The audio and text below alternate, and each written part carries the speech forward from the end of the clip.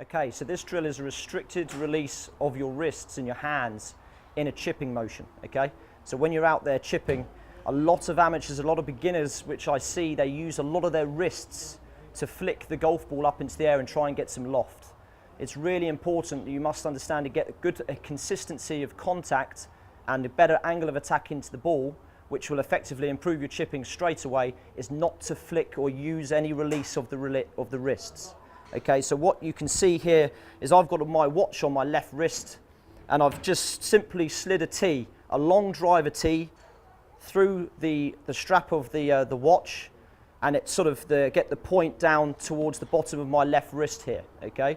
So what you can see is what I'm trying to achieve with this drill is not to use any of the hands to release the club head through the golf ball. I want to keep my hands working together as a unit to improve the consistency of the strike and to allow better contact into the golf ball and a better angle of attack. So you can see here, I'm getting a good contact, brush contact to the mat, nice stable in the hands, okay? And I'm not allowing any wrist flick, any early release of the right hand. And you can see here, that position is what I see a lot of the time.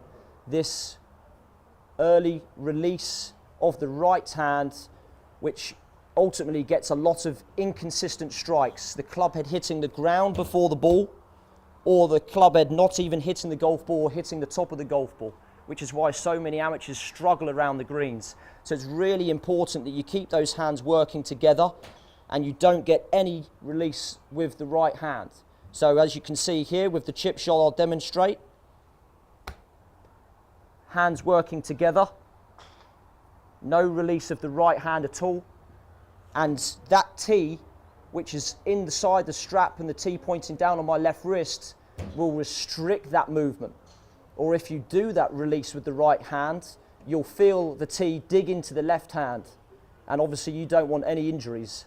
So you want to make sure that you keep that left wrist nice and stable, right hand nice and stable, so the club head is nice and stable during impact. Good luck.